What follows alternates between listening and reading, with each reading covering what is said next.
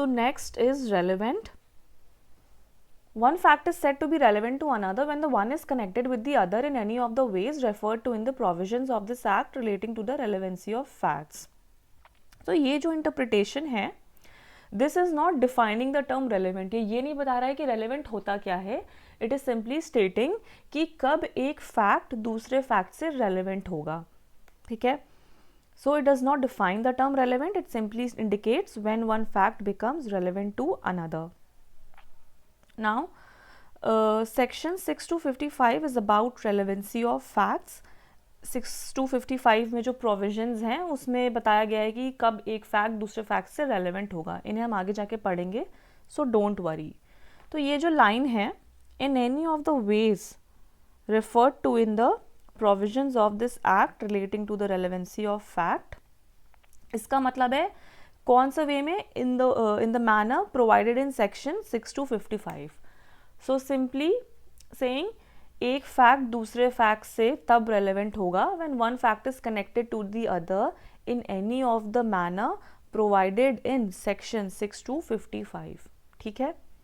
Concept of relevancy is a subjective concept and it is not relevant in isolation. It is only relevant. It is not relevant in isolation. It is only relevant if connected with some other fact. इसको हम एक example से समझते हैं. For example, there is a fact A that there is a watch. ठीक है? एक घड़ी है, समझ लो. ये एक fact है, ये एक घड़ी है. अब this fact alone, this simply fact A in isolation is not relevant. कि बस एक घड़ी है, अब ये relevant तो नहीं हो सकती. Now suppose there is a fact B, the watch is stolen. वो घड़ी चोरी हो गई है.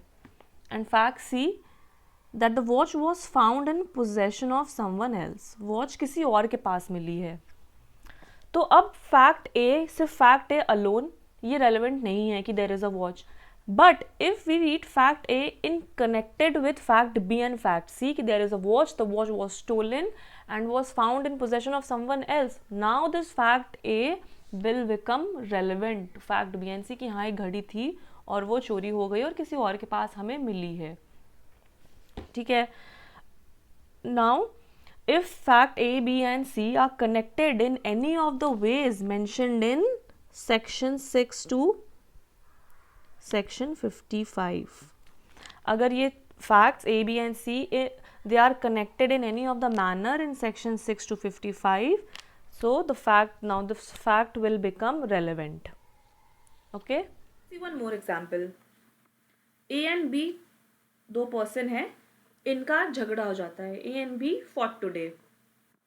कल पता चलता है कि B dies, B की डेथ हो जाती है कल. ठीक है? Now this fact A that A and B का झगड़ा हुआ, fact A is relevant to fact B कि B की कल डेथ हो गई. Why it is relevant? This is relevant under section 8 of Indian Evidence Act. Section 8 is about motive, preparation, subsequent conduct, previous conduct. इसको हम आगे पढ़ेंगे. तो ये हमें मोटिव शो करता है.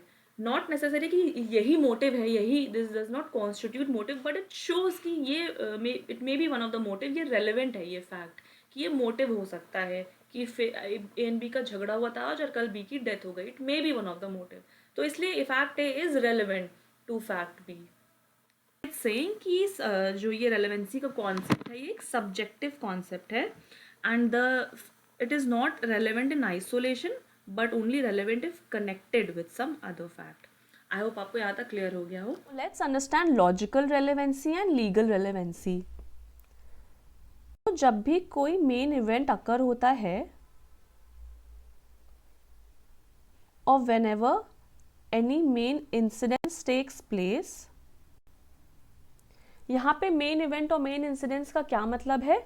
एनी सिविल रॉन्ग और रॉन्ग ऑफ सिविल नेचर और एनी क्रिमिनल रॉन्ग. तो जब भी ऐसा कोई मेन इवेंट अकर होता है तो उसी के साथ साथ कई और दूसरे इवेंट्स भी अकर होते हैं जो मेन इवेंट के अराउंड रिवॉल्व करते हैं या मेन इंसिडेंट्स के अराउंड रिवॉल्व करते हैं. So these other events which revolve around the main incidents और which are connected with the main incidents are called logically relevant facts. तो जो ये अदर इवेंट्स हो रहे हैं मेन इवेंट के साथ साथ, ये दे में form part of the same transaction, जिस ट्रांजैक्शन में मेन इवेंट अकर हुआ हो वो उसी ट्रांजैक्शन का पार्ट हो, और ये they may occur before the happening of the main event या after the happening of the main event, या मेन इवेंट से पहले कुछ इवेंट्स अकर हुए हों या मेन इवेंट होने के बाद कुछ इवेंट्स हुए हों. So all these other events are called logically relevant facts. Example, A ने बी का मर्डर कर दिया बाय बीटिंग हिम. ए ने बी को मार मार के उसका मर्डर कर दिया.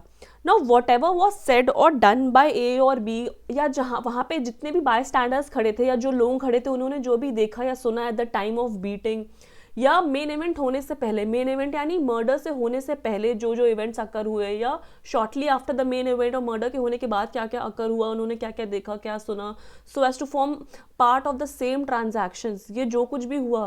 सो all these facts will be called logically relevant facts.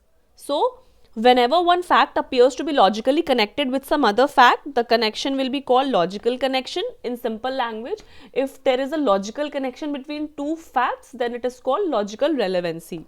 However, in order to be relevant under Indian Evidence Act, mere logical relevancy is not sufficient. Fact also has to be legally relevant. एक fact logically relevant हो सकता है किसी particular case में, लेकिन इसकी कोई guarantee नहीं है कि वो लीगली एडमिसिबल होगा कोर्ट में. तो जितने भी एविडेंस हम कोर्ट में प्रोड्यूस करते हैं, they have to pass this two hurdle. They have to be logically relevant as well as legally relevant. Legally admissible भी होना चाहिए at the same time. So now let's see what is legal relevancy. So when a fact is connected with another fact, it is logically relevant, but it is legally relevant if the law declares it to be relevant. तो legally relevant कब होगा? जब law declare करेगा. If it is not declared by the law to be relevant, it is not admissible in evidence. अगर कोई fact legally relevant नहीं है तो वो evidence में भी admissible नहीं होगा. अब legally relevant होने के लिए क्या essential है? In order to be legally relevant, it is essential that the fact should be so connected with other relevant fact or fact in issue so that it falls under any one of the section from section 6 to 55. मतलब अगर एक fact legally relevant तब होगा अगर वो fact किसी और relevant fact या fact in issue हम अपने next lecture में detail में समझेंगे. तो अगर एक फैक्ट किसी और रेलेवेंट फैक्ट या फैक्ट इन इशू से ऐसे कनेक्टेड है that it will fall under any one of the section from section 6 to 55, then it is a legally relevant fact. Now every legally relevant fact will always be logically relevant. जितने भी legally relevant fact हैं वो logically relevant भी होंगे, but theoretically हम ये कह सकते हैं कि एवरी लॉजिकली रेलेवेंट फैक्ट में नॉट बी लीगली रेलेवेंट.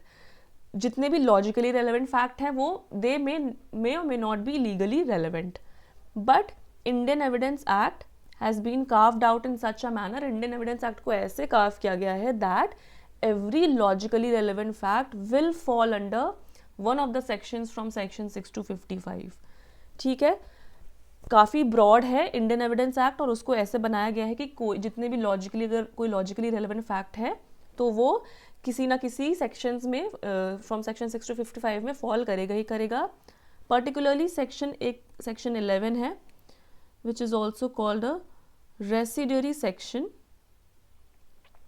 यानी if something does not fall in any other section, अगर कोई फैक्ट किसी और सेक्शन में नहीं आता है सेक्शन 6 to 55 के बीच में बट वो लॉजिकली रेलेवेंट है, then it will be relevant under section 11. इसलिए सेक्शन 11 को रेसिडुअरी सेक्शन बोला जाता है.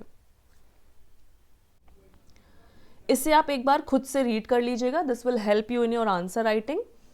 और अगर आपको रेलेवेंसी का कॉन्सेप्ट क्लियर हो गया हो तो इसे आप एक बार रीड करेंगे and you will be able to easily understand. तो इसे just go through it once. Now let's see relevancy and admissibility. Admissibility का जो ये कॉन्सेप्ट है हम इसे डिटेल में पढ़ेंगे जब हम सेक्शन 5 कर रहे होंगे. अभी हम एडमिसिबिलिटी को सिर्फ रेलेवेंसी के साथ देख रहे हैं तो ये एक छोटा सा टॉपिक है. एल्स एडमिसिबिलिटी को हम अच्छे से पढ़ेंगे विद सेक्शन 5. आप ये केस नोट कर लीजिए, Ram Bihari Yadav versus state of Bihar 1994. इस केस में सुप्रीम कोर्ट ने एक्सप्लेन किया है the point of difference between relevancy of evidence and it's admissibility. Court ने बोला कि ये जो एक्सप्रेशन है relevancy and admissibility, they are used as being synonymous with each other, but the legal incidents are different because facts which are relevant may not be admissible. तो facts जो relevant facts हैं ज़रूरी नहीं कि वो admissible भी हो. For example, communication between man and his wife, communication between advocate and his client. तो husband and wife के बीच में जो भी communication है या advocate client के बीच में जो भी communication है, ये नो डाउट बहुत किसी पर्टिकुलर केस के लिए काफ़ी रेलेवेंट हो सकते हैं, but as a matter of policy they are not admissible. ये प्रिविलेज्ड कम्युनिकेशन में आती हैं and they are not admissible. On the other hand कुछ ऐसे फैक्ट्स भी होते हैं जो एडमिसिबल तो होते हैं बट वो रेलेवेंट नहीं होते हैं. फॉर एग्जाम्पल, जब हम किसी विटनेस को क्रॉस एग्जामिन करते हैं तो हमें उससे कुछ ऐसे एविडेंस मिलते हैं जिससे हमें उसके कैरेक्टर के बारे में पता चलता है. सो दीज एविडेंस रिगार्डिंग कैरेक्टर, उससे हम उसकी क्रेडिबिलिटी को पता कर सकते हैं, उसकी क्रेडिबिलिटी इम्पीच कर सकते हैं. So these evidence regarding character, although ये एडमिसिबल तो हैं but it has nothing to do with the facts of the case. It is a fundamental rule of law of evidence that evidence must be relevant in order to be admissible, but the converse is not true because much relevant evidence may be inadmissible under the specific rules of evidence affecting admissibility.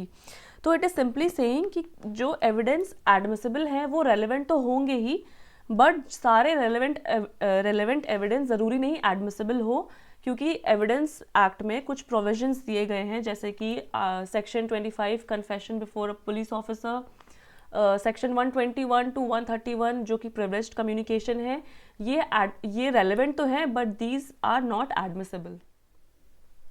So here we are done with relevancy. I hope आपको relevancy का concept clear हो गया हो. Now in a next video will start with fact and issue. Thank you.